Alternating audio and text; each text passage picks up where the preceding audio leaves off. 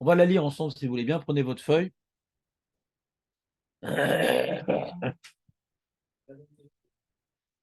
Tanour Abanan, Shema Israël Hashem Elokeinu Hashem Echad, Ze Kriyat Shema Shel Rabbi Yehuda Hanassi. Donc lui, Rabbi Yehuda Hanassi, il ne faisait que le premier passouk du Kriyat Shema parce qu'il était plongé dans une situation particulière. Alors c'est quoi sa situation particulière? Donc on va s'intéresser à la première ligne de Gemara avant d'aller plus loin. Qui il est? C'est quoi cette histoire? Plus t'es rabbin, plus t'as des permissions. Nous, on doit faire 3 parachutes et lui, il fait qu'un seul passouk. C'est quoi cette histoire? Pour un peu renforcer la question, j'aimerais vous rapporter la Gemara dans Shabbat. La Gemara dans Shabbat.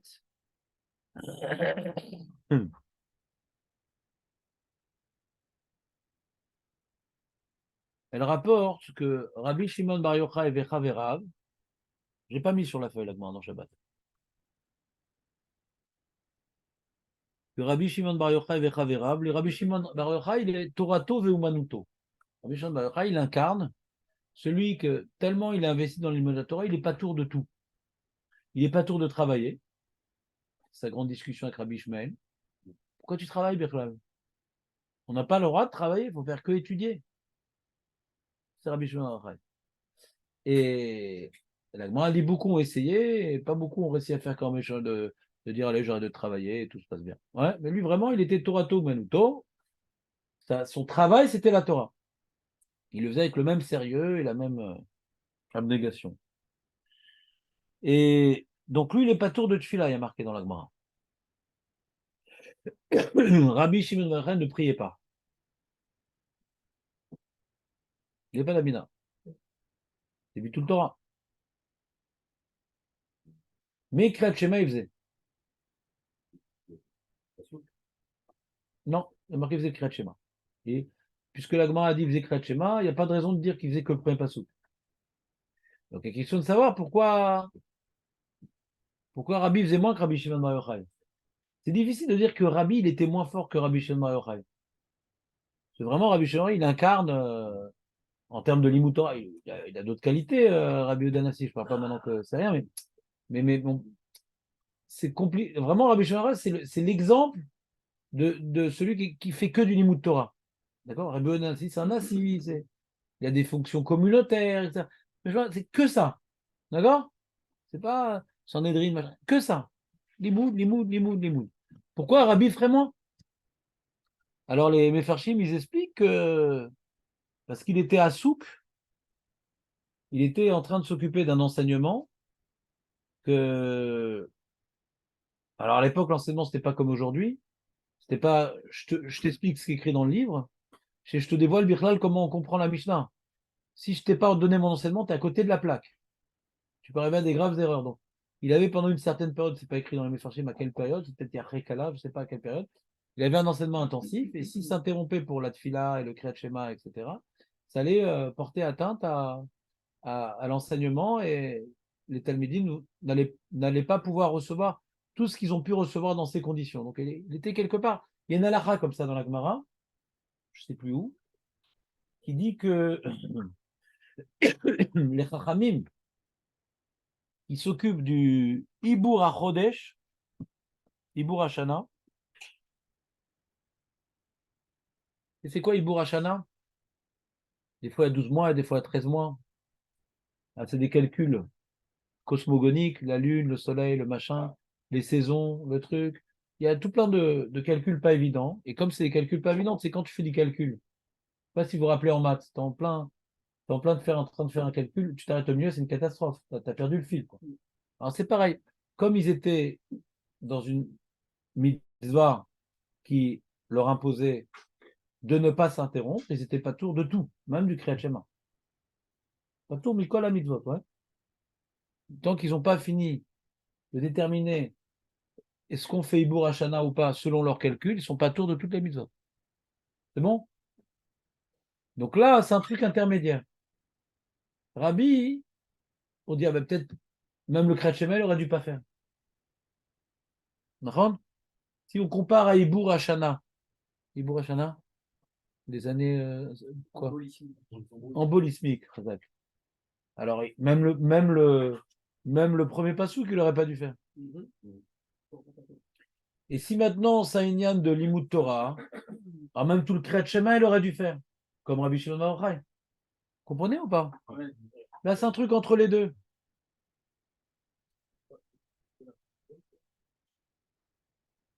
Quoi, tu veux écrire un livre? J'ai pas compris pourquoi.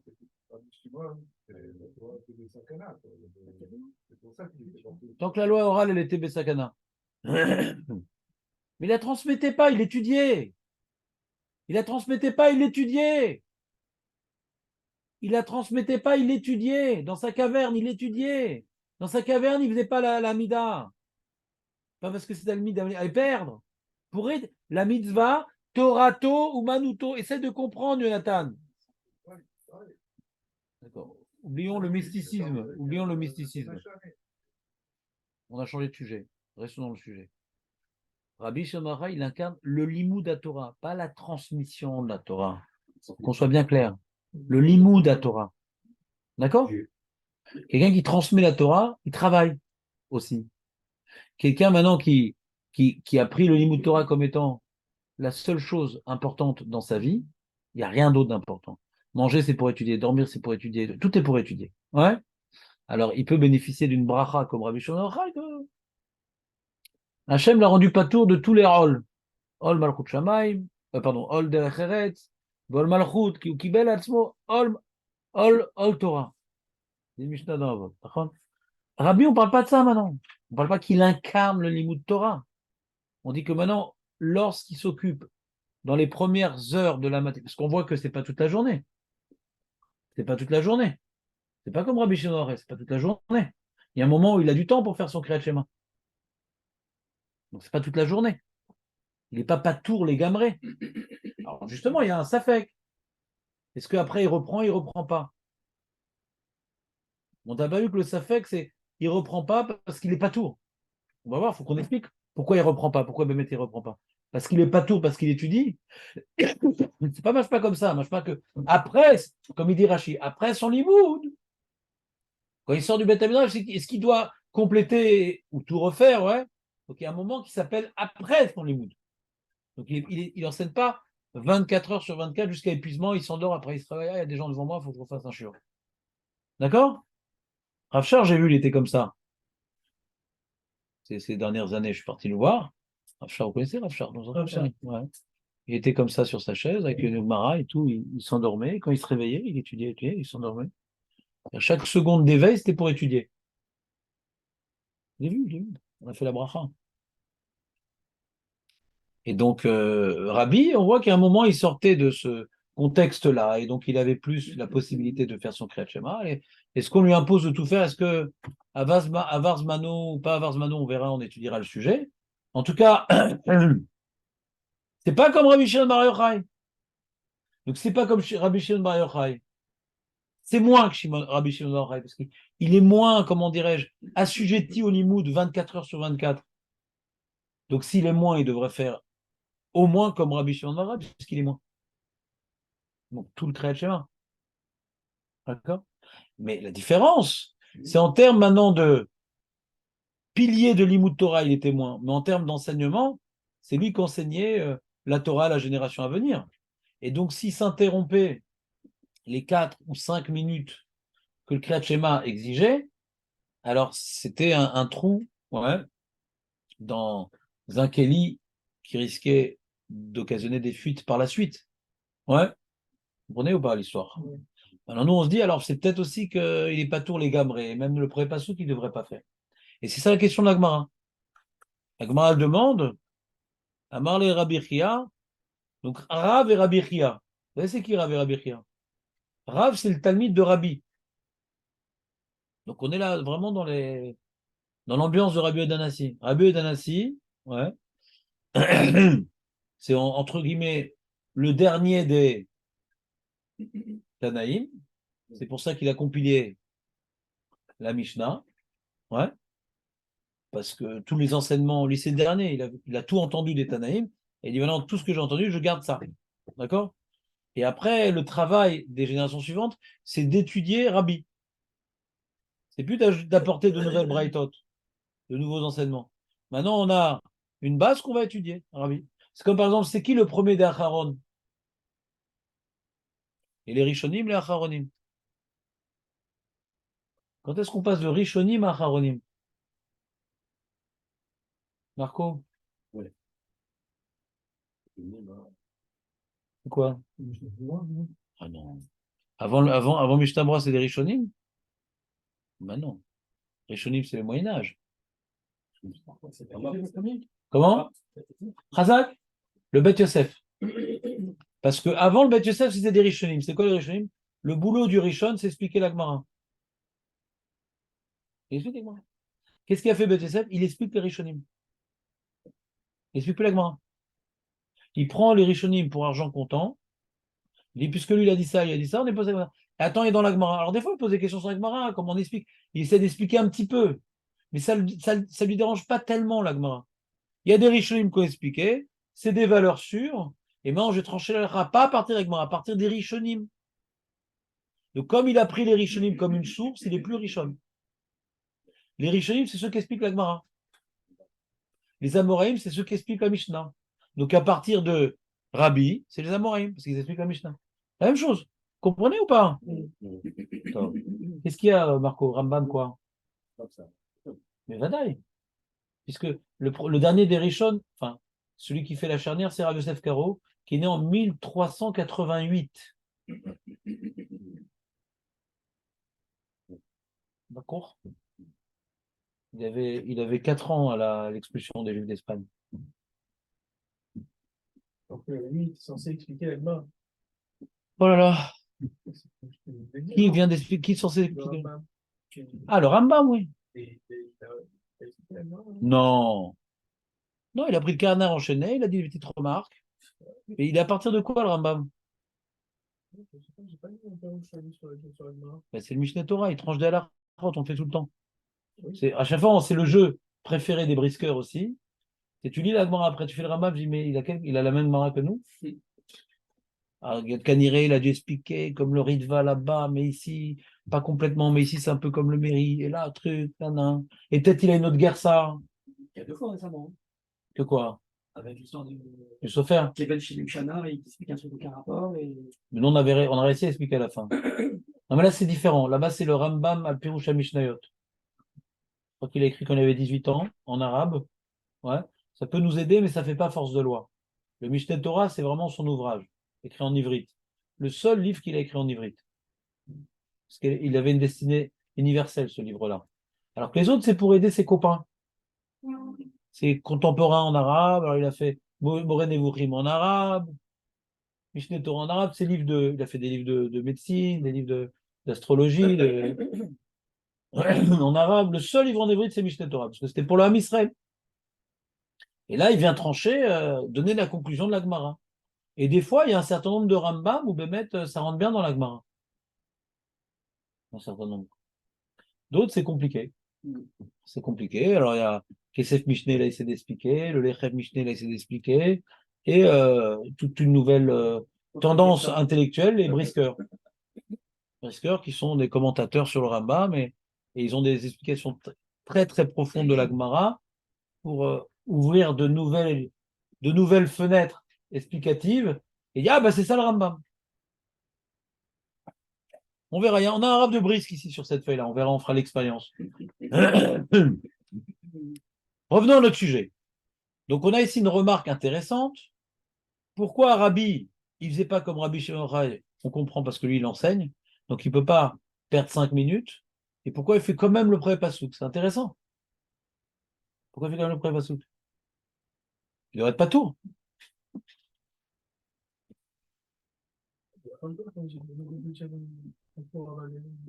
Ah, voilà, son. Non, oui, mais toujours en va live de Hein? Non, on peut le dire. On peut même faire une petite chanson avec ça. Mais j'ai pas compris le rapport. Qu'est-ce que tu veux dire, Benjamin? Dis-moi tout. C'est possible qu'il soit pas lourd. Mais est-ce que d'abord. Bah, s'il n'est pas tôt, pourquoi il le fait? Bah, C'est que, La Braïta, elle dit Zou, Kriyat Shema, chez Rabbi Edanasai. C'est-à-dire qu'on veut apprendre de ça. La Braïta, elle veut nous apprendre de ça. Ouais. Une halakha. Que le schéma Israël Hachem, il s'imposait de dire ce pasouk-là, c'est pour lui son Kriyat Shema. C'est ça qu'a dit la Braïta, non? C'est Ouais. son Kriyat Shema. C'est pas facultatif, c'est pas un jour oui, un jour non. Si c'est pas tout, c'est un jour oui, un jour non. Aujourd'hui, je suis dans un super développement, je vais pas m'arrêter pour mettre ma main sur les yeux, là, je m'arrête pas.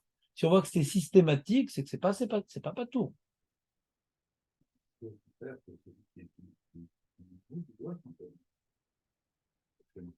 Rabbi Shimon Bar Yochai, oui, mais là, c'est pas pareil puisque c'est que le premier Vassou. C'est différent. C'est ça le problème. On continue avec Mara.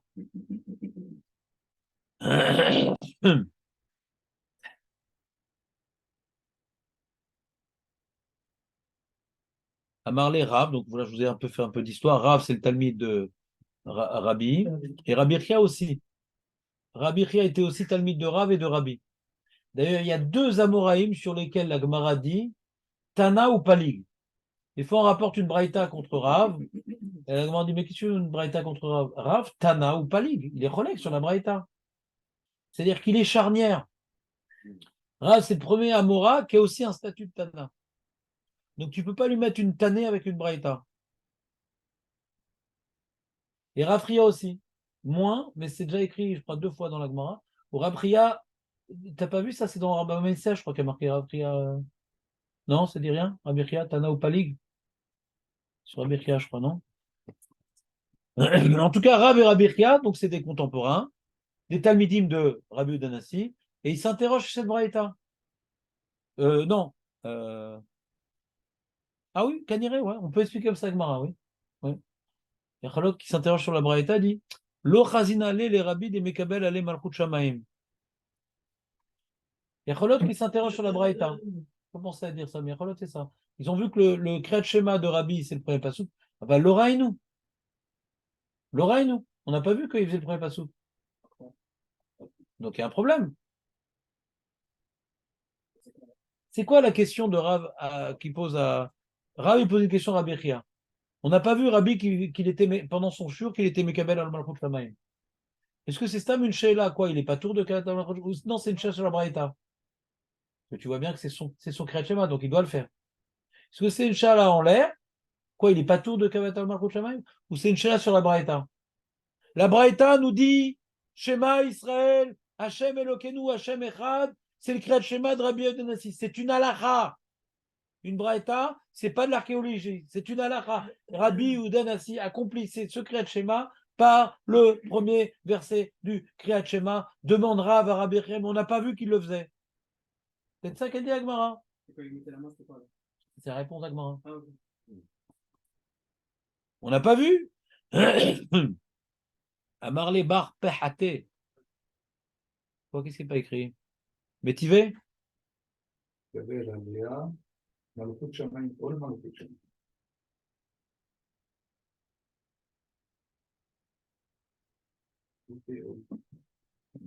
D'accord. Et regarde la phrase, la suite.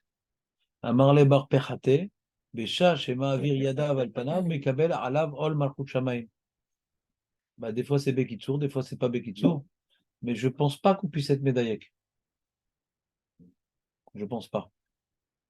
Parce que sinon, après, pourquoi on dit ol malchut shamayim? On n'a pas rajouté, on est toujours le même pasouk. Hein. D'accord, Jonathan? Donc, rappelez cette Gemara-là, on l'avait déjà vu, je l'ai déjà cité cette Gemara. Vous vous rappelez, j'avais cité pourquoi cette Gemara-là? Pour prouver que. Qu'est-ce qu'on a prouvé avec cette Gemara-là? Vous vous rappelez ou pas? Rabbi Nona, il disait que. Chazak, que Jérémie. Que tu ne peux pas dire que c'est un devoir de lever la tête, baisser et tourner la tête. Parce que si c'est un devoir, ils auraient vu qu'il a fait le Kriyat Shema. Pas tout le monde, quand il parle, il fait comme ça. Hein. Et donc il dit, mais j'ai pas vu qu'il était Mekabel. Ah, il lui apprend que mettre la main sur les yeux, c'est à ce moment-là. Ça aurait pu être pour autre chose. Ouais. Non, non, moi je sais, je connais, je suis son ami moi aussi, mais bon, toi tu ne le connais pas aussi bien que moi. Que quand il met la main devant les yeux, c'était à ce moment-là où il était Mekabel al Malchut Shamaim. Donc on voit qu'il n'y a pas d'autre signe. C'est ça qu'après on avait vu des Rishonim qui expliquaient que non, le mouvement il n'est pas au niveau de la tête, mais des yeux. Vous vous rappelez ou pas? Que mettez la main justement pour pas qu'on voit ses yeux, que ça nous angoisse. Pas compris pourquoi il voulait cacher les yeux, mais bon. Comment? Pératé. Rachi. Ah non, il n'est pas ici, Rachi. C'est Rachi sur notre Baseret. C'est fils de grand. Non, non, c'est une expression. Alors, c'est pas abruti fini. Ouais. C'est ah, fils de grand. Fils de Rabbanim Chashuvim. Ah, ils étaient Chashuvim, hein, tes parents. C'est une façon de dire. Mais bon, toi, t'es leur fils, quoi. C'est comme, tu vois, hein, si le Rav Chaim Kanievski n'était pas devenu le Rav Chaim Kanievski, on aurait dit c'est le fils du Stapler. À une époque, quand il n'était pas connu, il dit, ah, je suis parti voir le Rav Chaim Kanievski, oui, le fils du Stapler. Il y a 30 ans, il n'était pas très connu. Je t'ai raconté, Yitzhak Sheli, quand il avait une chouette à la il frappait à sa porte, il posait une question. Il n'était pas connu. Ça a toujours été un tzaddik qui connaissait tout le chasse. Ouais. Mais les gens ne lui posaient pas des. Il n'était pas connu. Et on le voyait comme étant le fils du Stapler. On pouvait même avoir l'audace de lui demander qu'est-ce qu'il faisait le Stapler sur ça. Et là, on ne s'intéresse pas trop à son opinion. Mais ton père, qu'est-ce qu'il disait sur ça? De manière mérouba, tout ce que tu veux. Ce qu'ils font aujourd'hui les gens en demandant au fils de Raphaël Kanievski. D'accord? Et donc, comme il est devenu connu, on dit plus, les gens, ils ne savent même pas c'est qui le Stapler. C'est le Raphaël Kanievski. Zaou. Il a dit, ah, t'es le fils de grand rabbanim, hein? On voit dans tes questions. Bécha dit, t'as pas réfléchi pourquoi tous les jours il met la main devant les yeux? Bécha chez Maave Yadav Alpanav. Il passe sa main sur son visage, Mekabel. Alors, il y a marqué dans le pshat ses mains. Ouais. C'est coucou hibou. Ouais. Ses mains. Hein. Et on a vu dans le journal aussi, il y a marqué ses mains. Et Mishnah il a corrigé, il a dit sa main. Et Al-Pikabala, la main droite. Ouais. Mais dans le pshat et de la Gemara et du Shulchan c'est ses mains. Alors, je ne sais pas comment il faisait exactement, mais ça devrait ressembler à un truc comme ça. Genre, il se concentre. Genre, il a mal à la tête, je ne sais pas. Comme ça. C'est vrai que comme ça, bon, je ne sais pas. Mais dans le pshat, c'est ses mains, ouais. On est barreau, ouais. Ses mains, c'est pas sa main. On peut dire yado, hein, on n'a pas besoin de dire yadav. Al-Panam et Kabel alav al-Malchut Shamaim, Choser, alors point. Point. Rashi. On n'a pas vu l'Ochazina de Mekabel ale Malchut Shamaim, Shaya Shone le Talmidav, Mikodem Zman Kriyat Shema, ou Keshe Igia Azman, Lo Raiti Mapsik. Alors, il y a un truc intéressant de Rashi. Keshe Igia Azman. Keshe Igia Azman. C'est-à-dire, c'est pas que Rav, il était attentif pendant les 4 heures de shiur, ouais, qu'il n'a pas vu une seule fois que le Rav, il a mis la main devant les yeux. Il a vu, par exemple, Nagid au Netz, si c'est le Zman du Kriyat Shema, le Netz, les Khatrila, par exemple, il a vu le Netz, et à ce moment-là, j'ai pas vu qu'il a fait le Kriyat Shema. À ce moment-là, j'ai pas vu. Il dit, mais si, mais tu te rappelles pas, à chaque fois, à ce moment, Netz met la main devant les yeux. Rachid te dit, que chez Giazman l'aura été mafsik. Moi, je pense c'est immédiatement dans Rachid. Peut-être Rachid veut dire ça pour pas que on ait la question, mais quoi, mais il était tellement, comment dirais-je, Rav, concentré sur tout ce qu'il faisait Rabbi pendant toutes ces heures-là, pour dire qu'il n'a pas vu. Comment il peut affirmer j'ai pas vu? Peut-être Rachid dit ça pour dire comment il a affirmé j'ai pas vu? Peut-être qu'il a fait un moment ou d'inattention que tu n'as pas vu. Et comment tu peux affirmer que pendant tout ce moment il n'a pas fait Kriyat Shema? Rachid répond à cette question. Hein. À l'heure où arrivé Kriyat Shema, où là il était en attente de voir quelque chose. Grave. Il ne s'est rien passé. Il n'a pas dit stop, on arrête, on fait Kriyat Shema, etc. Lui-même devait faire le schéma. Qui ça?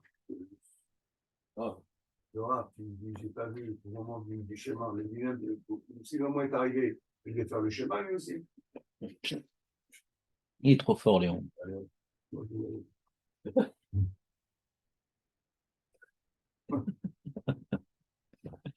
Non, c'est une bonne question, non?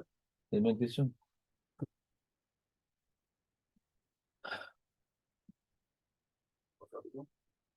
C'est-à-dire que Le Rabbi ne faisait pas à un moment. C'est pas écrit dans la Gemara comment eux, ils s'arrangeaient, les Talmidim, avec leur Tfila, leur Kriyat Shema. Est-ce qu'eux aussi, ils étaient pas tout, parce qu'ils devaient recevoir l'enseignement, ou ils s'arrangeaient autrement? Il y a pas, la Gemara ne traite pas de ce problème-là. Ouais.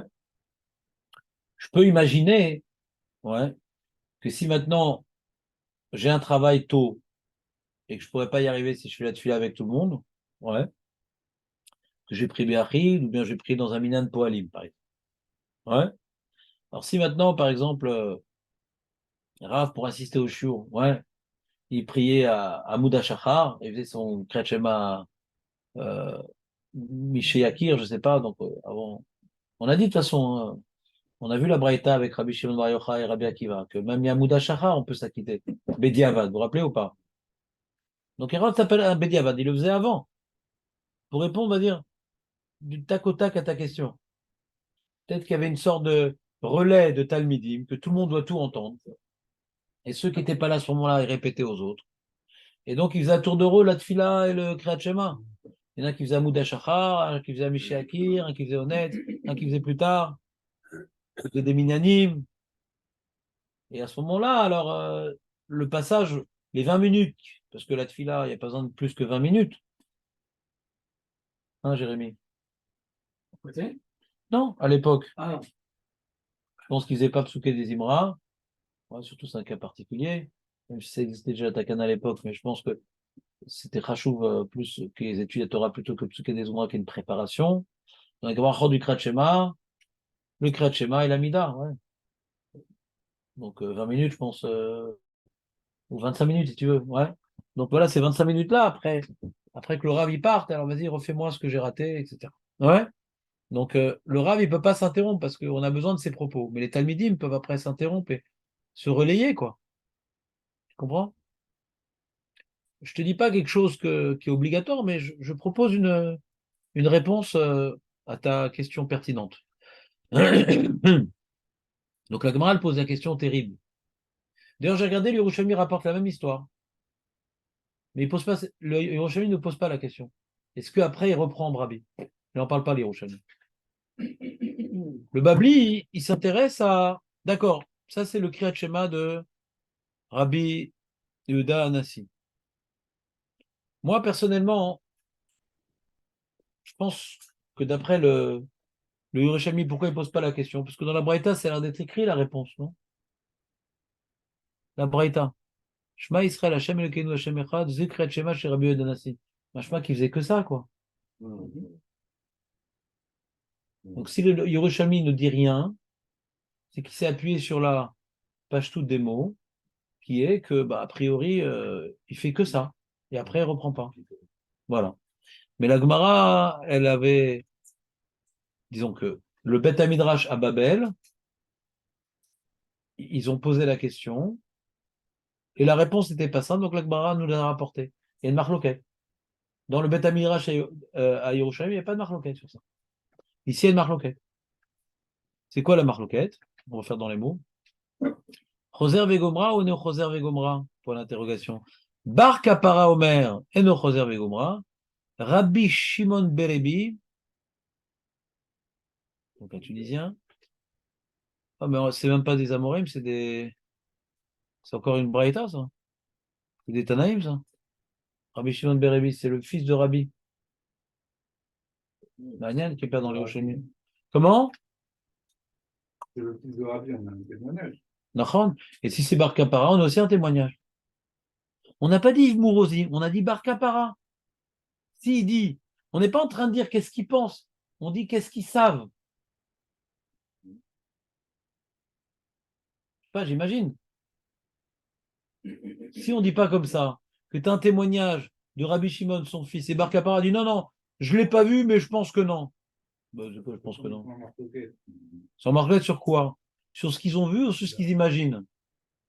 Donc, si c'est un témoignage de Rabbi Shimon Berebi, alors ça, si un témoignage de Bar Kapara, ce Bar Kapara ne peut pas s'opposer à un témoignage. Et si c'est une Zvara, alors les deux, c'est une Zvara. La marquette, elle est sur le même plan. Tu peux pas dire une Zvara contre un témoignage. Vous comprenez ou pas ce que je dis? Donc, si c'est un témoignage qui dit Rabbi Shimon, Bar Kapara aussi, c'est un témoignage. Alors, c'est compliqué d'avoir un témoignage opposé. Donc, c'est pas un témoignage. Peut-être c'est pas un témoignage. Moi, je pense que Rabbi, il devait compléter après. Vous comprenez la question qu'on est en train de... Est-ce que c'est un témoignage de ce que faisait Rabbi? Et sur ça, il y a une marloquette parmi les Talmidim de Rabbi, entre Bar Kapara et Rabbi Shimon, son fils. C'est embêtant, quoi. Comment ils n'ont pas vu la même chose? C'est des contemporains. Donc, j'aurais plutôt tendance à dire que c'est plutôt une svara. D'après moi, je pense qu'il a complété. D'après moi, je pense qu'il n'a pas complété. Vous comprenez ce que je veux dire ou pas? Et ce sont vrai que Rabbi, il est tous les jours la même chose. Tous les jours la même chose. Comme toi, Léon, ton petit café, ta petite date avec le gingembre, la petite marche. Ouais. Mais non, c'est-à-dire qu'eux deux, s'ils étaient là le même jour, ils auraient eu la même chose. C'est ça. Un, il était là que lundi et jeudi, ce jour-là, il reprenait. L'autre. Qu'est-ce que tu veux dire, Léon? Excuse-moi, j'ai pas porté suffisamment d'intérêt à tes propos. Non, rien, c'est bon. Non, refais. Non, mais c'est bon, c'est bon. T'as eu ta dose, mais Mettez-lui un coup. j'ai l'impression qu'il pose une question, Léon. Il veut dire si c'est un témoignage, ouais. C'est embêtant ce qu'il dit, Léon, parce que si c'est un témoignage, et un, il a vu lundi, l'autre, il a vu mardi. Et lundi, il a repris, mardi, il n'a pas repris. Donc Rabbi, c'est un farfelu. Oui, il faut reprendre, il ne faut pas reprendre. Nous, on est des farfelus. D'accord? On n'est pas très cohérents. Des fois, on fait comme ci, des fois, on fait comme ça. C'est difficile d'apprendre de nous des choses parce que on n'est pas des horloges suisses. Raphaël Kaneski, on connaissait son CEDER, tous les jours la même chose. Rabbi Lachiv, tous les jours la même chose, etc. Les tzadikim, il n'y a pas de surprise. Et Rabbi, non. Raphaël Kaneski, Rabbi Lachiv, et Rabbi, non. Un jour comme ci, un jour comme ça. Difficile de dire comme ça. Donc, a priori, ce témoignage, il s'appuie sur, on va dire, un postulat. Si c'est un témoignage, cette marloquette-là, ça s'appuie sur le postulat qu'il a vu plusieurs fois ou il ne peut pas envisager que quand il a vu une fois, le lendemain, il va faire autrement. Lui, Léon, il veut essayer d'expliquer la marloquette. Comment c'est possible qu'il témoigne de deux choses différentes? Peut-être ce jour-là, il a fait comme ça Rabbi et ce jour-là, il a fait comme ça Rabbi. Et je suis gêné par cette proposition. Elle est intelligente, c'est intelligent ce que tu dis, mais je suis gêné par cette proposition. C'est-à-dire que Rabbi, c'est au petit bonheur la chance. Tu comprends ce que je veux dire? On peut dire que les familles sont quoi avant, dans les du schéma. Alors, Comment? on peut dire que ce qui est terminé son cours, c'est tout ça, ce que vous avez dit hier. Parce que c'est pas avant, on va dans les du schéma. Alors, il terminé le schéma, il a complété le schéma. Donc, il a terminé le cours, et on s'est terminé son cours après, dans le schéma. Et c'est ça leur marloquette? Non. Pourquoi vous n'êtes pas en colère contre Marco? Parce que, c'est-à-dire, ça s'appelle une horreur, ce qu'il vient de nous raconter. C'est une horreur. Ouais. Mais ce qui m'a dérangé dans ce qu'il a dit, c'est l'assurance dans les propos. Non, on aurait pu dire, C'est vraiment très, très... on aurait pu dire ça. Pourquoi on ne peut pas dire ça, Marco? Sauf toi, là. Qu'est-ce qu'il a dit? Hein? Non, il a dit que lorsqu'il termine son cours. Qu'est-ce qu'il a dit, Marco? Il a dit, pour comprendre que les témoignages, il n'y a pas de contradiction. Un, il a vu Rabbi quand c'était encore l'heure du Kratchema, et l'autre, il a vu quand c'était plus l'heure du Kratchema. Donc, pendant le Kratchema, il a repris. Après l'heure, il n'a pas repris. Puis c'est une horreur, ce qu'il dit Marco. Donc, je t'ai refait toute la séquence. Ouais. Julien, pourquoi c'est une horreur de dire une chose pareille? Et donc, il n'y a pas de marloquette. Quand la Gemara rapporte une marloquette, quand maintenant un journaliste rapporte une marloquette, des fois, ce n'est pas une marloquette. D'accord? C'est ça, faire du bruit. Quand la Gemara a une marloquette, c'est qu'elle a bien compris les deux opinions. Et ils ne sont pas d'accord. D'après toi, les deux opinions sont d'accord. Ça revient à dire que quand l'heure du Kretschema n'est pas passée, il faut faire, et après, il ne faut pas faire. Donc, il n'y a pas de marloquette. D'après toi, donc si maintenant c'est un journaliste qui me rapporte deux opinions, mais c'est la Gemara qui rapporte. Donc la Gemara, elle sait qu'ils ne sont pas d'accord. Donc au même moment où, quand c'est encore l'heure, il y en a un qui dit il ne faut pas reprendre, ou bien quand c'est plus l'heure, il y en a un qui dit il faut quand même reprendre. On voit dans les marins, on dit Kachila, on dit Kachila, Non, parce que c'est ça. mais la Gemara, elle n'a pas fait ça. Là, elle n'a pas fait ça. Déjà, c'est pas souvent, c'est quand elle le fait. Mais quand la Gemara rapporte une marloquette, c'est une marloquette. De quoi tu parles? C'est qu'on voit deux braïtotes qui semblent s'opposer. Non, elles ne s'opposent pas, là, on passe là. Mais là, c'est pas deux braïtot, c'est deux rabbins qui s'opposent. Tu comprends pas? Il y a un truc qui est entre les deux. Le seul truc où tu pourrais dire ton histoire, c'est des fois la Gemara, ça tu l'as fait, Julien, dans Makama, je pense, c'est quand Rabbi Houda il parle sur Tanakama, est-ce qu'il bat les Faresh ou il bat l'Arlok? Tu as déjà fait ça, non? Alors, une bat les Faresh ou bat l'Arlok? Des fois, Rabbi Houda, il vient juste expliquer Tanakama. Mais alors, quand tu as une Mishnah, tu as différentes opinions. C'est une marloquette.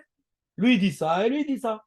Dans le même cas, si ce n'est pas le même cas, c'est pas une marloquette, c'est complémentaire. Tu comprends pourquoi c'est une horreur ce que tu as dit, Marco? Tu es conscient de l'horreur? Le pire, c'est que c'est beaucoup plus douloureux de l'entendre que de le dire. Donc tu n'es pas conscient de ce que j'ai ressenti. Ouais. Très très bien. Rashi, des Kamehader. Ouais, lorsqu'il vient reprendre les Chanot, les Talmidim, Becholium, chez Merata, des Idbe Tzedmis. Ah non, non, non, c'est la suite de la Gemara. Non, non, il y reste, Eli. Eli. J'aime bien en plus. T'aimes bien ce sujet? Bon, bah, on t'attend sur. Je verrai le nombre de vues sur le YouTube. De vues, ouais. On s'est perdu de vue.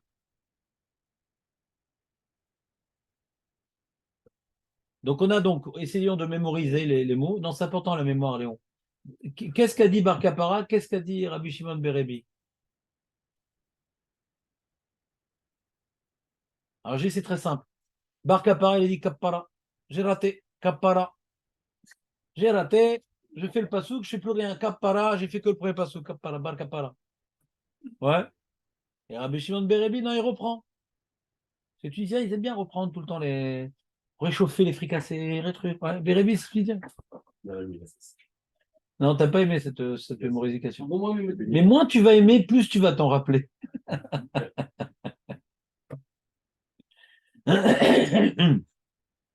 C'est bon, Bar Kappara dit Kappara. Fais que le premier pasouk, Kappara, j'ai raté. Et Rabbi Shimon Berebi, c'est différent. Le fils de ton père. Mais non, mon père, il reprend. Qu'est-ce que tu veux? Je connais pas mon père. Quand on n'est pas quitte du schéma avec le premier verset. Qui a dit un truc pareil? Rabbi Shimon n'est pas relève sur la Braïta. Voilà. Tu peux me relire la Braïta, s'il te plaît, qui commence la Gemara?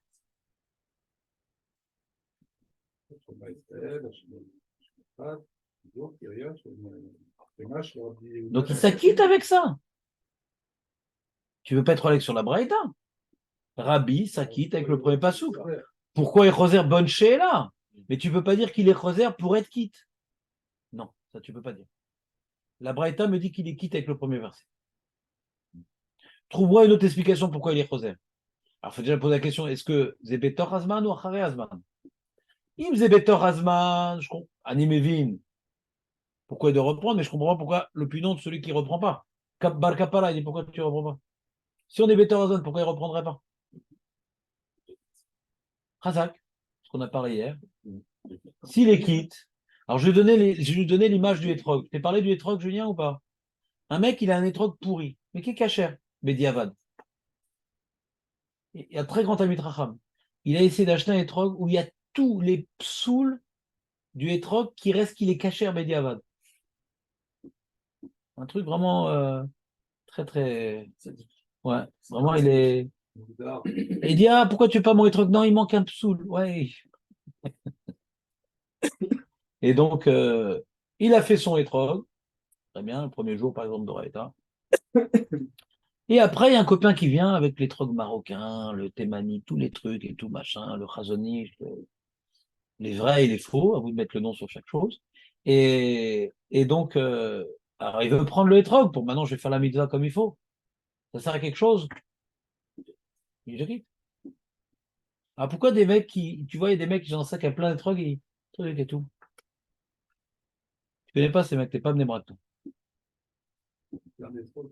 Ouais. Et des mecs qui s'achètent toutes les races des trogs.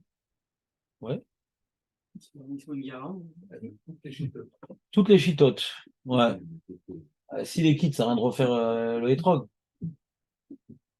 J'en avais un, moi, à l'époque, je faisais dans un mina, je faisais sous-code dans Minan Ashkenaz, il y avait des mecs sympas comme ça. Vessa Martin, j'ai bien compris c'est quoi Vessa Martin. Mechagecha, c'était des mecs vraiment très spéciaux, et des grands marmirines et tout. Et je me rappelais comment ils prenaient le hétrog, ils prenaient comme ça le hétrog. Comme ça, ils faisaient.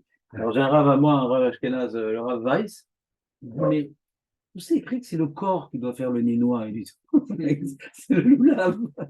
Alors, le mec, c'était pas chaud. Moi, j'étais là dans mon halal, j'étais même plus dans les mots. Ouais, et ça, c'était un grand moment. Et puis, il posait, il remettait, il refaisait. Ah, c'était un kiff. Je crois que je vais y retourner cette année. Je vais y retourner. Ah, c'était un grand kiff. Alors, pourquoi il faisait ça? On dit, bon, c'est un fou. Non, il y a des rabbinim qui font ça. Pas le. Ouais. Ça fait quoi? Ça fait que c'est bien fait là. Non, il est bien fait. C'est pas compliqué. Tu prends tes kits. Mourkav. Mourkav. Il y a plein de citrons dans nos étrogim. On ne sait pas ils sont où. Est-ce que le Témani, il n'est pas Mourkav? Est-ce que le Marocain, il n'est pas Mourkav? Est-ce que le truc. Donc, s'il est Mourkav, tu n'es pas quitte du tout. Du tout. Du tout. Tu n'as rien fait. Tu prends un citron, une banane. Ouais. Tu n'as rien fait. Même que c'est des rabananes. Même, c'est-à-dire, même les autres jours de la semaine qui sont des rabananes, Mourkav, tu n'es pas quitte. C'est-à-dire, pas que sur Doraita. Tu as Gazoul, t'es quitte. Shaoul, t'es quitte, mais pas Mourkav. Donc, le mec, il achète toutes les races pour être sûr d'être quitte. Ou bien à la fin de la synagogue, le Rav, il achetait toutes les races, souvent comme ça. Le Rav de la synagogue, souvent, comme ça, religieuse, à Bnei-Brak, le Rav, il a acheté ou il a reçu certains vendeurs toutes les différentes choses. Et comme ça, les gens, ils font la queue et pour être sûr d'être quitte, ils prennent toutes les espèces d'étrogim. D'accord? C'est un minac répondu à Bnei-Brak. Mais là, on parle parce que peut-être que je ne suis pas quitte du tout. Mais si je suis quitte Bediavad, ça ne sert à rien de vouloir prendre le étrog pour être quitte du Hidour. Tu ne peux pas être quitte du Hidour. Si tu fais la mitzvah ou les ratrila au Bediavad, mais ça y est, elle est faite. Parce qu'un mec qui a fait la tfila, il est quitte Bediavad. Il ne peut pas refaire sa tfila. Vous comprenez? Si on ne parle pas bien sûr, de Nedava. Ouais. Sa tfila, il l'a faite. Il l'a faite. Tu as allumé les nérodes de Hanouka, tu as pris une bougie, tu n'as pas voulu en mettre 8. Un quart d'heure après, tu dis mince, c'est vrai qu'on allume chaque jour et tout, etc. C'était qui? Ça ne sert plus à rien d'allumer notre bougie. Le moment où tu as accompli la mitzvah, elle est finie, ça y est. Tu as fait la bracha à ce moment-là, c'est fini. Ah oui, je vais accomplir le hidour. Le hidour, c'est comme ça que tu l'as accompli la mitzvah. C'est pas, on ne peut pas greffer à la chose. D'accord? Alors si on comprend le Kriyat Shema pareil, que Rabbi Adanasi dit le Ikar de Kriyat Shema, c'est le premier pasouk. Ouais. Et Chachamim, ils ont voulu que j'accomplisse ce premier pasouk avec un certain agencement pour donner plus d'impact à ce premier pasouk. Ouais. Alors quand je l'accomplis, je dois faire avec ça normalement. Avec tout le premier paragraphe, le deuxième paragraphe, le troisième paragraphe. Maintenant, j'ai fait mon premier pasouk. Le temps est passé déjà. Le temps est passé déjà. Maintenant, je vais faire le rajout. Musulman. J'étais quitte, Bedi Avad de la mitzvah. Et dans le cas de Rabbi Adanasi, il doit être quitte Bedi Avad parce que l'enjeu de l'enseignement de la Torah est plus important que vouloir être quitte du Kriyat Shema Alechatchila. Vous comprenez ou pas? Ça s'appelle Bedi Avad. Lui, il doit faire le Bedi Avad parce que l'enseignement de la Torah est plus important que la takana du Kriyat Shema. Si on dit que Doraita, c'est que le premier passou, donc il s'acquittait, c'est uniquement la mitzvah Doraita qu'il essaie d'accomplir. Et ça dépassait l'enjeu d'enseigner la Torah, cette mitzvah d'Oraita. Mais l'agencement que les sages ils ont donné à cette mitzvah en disant plus de parachutes, etc., les brachot, le machin et tout, ça maintenant que tu as accompli la mitzvah, tu ne peux plus le faire après. Donc d'après cette explication-là, même qu'on est encore dans l'heure. Il faut que j'arrête l'enregistrement, je recommence pour les mecs qui veulent écouter la deuxième partie.